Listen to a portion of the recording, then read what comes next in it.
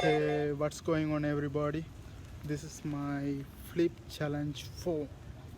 Flip, flip challenge 3 was 780 bucks. Now I'm starting my flip challenge 4. It's 880 bucks. You know, I my target was to finish 7 pranks and start flip challenge 4. But however, I'm gonna start earlier because I just finished 3.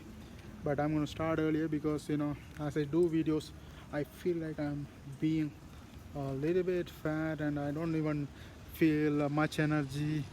So I think I better use this time for this, and I pick up some habits I uploaded in the previous video.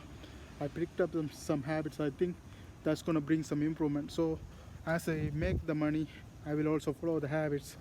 By the end of making 880 bucks, I'll be good. So then when I make videos, it will be good, because I am even losing the passion I have this for doing pranks. So let's see, if I work and make money, it comes back, because if I don't feel it, I better change it.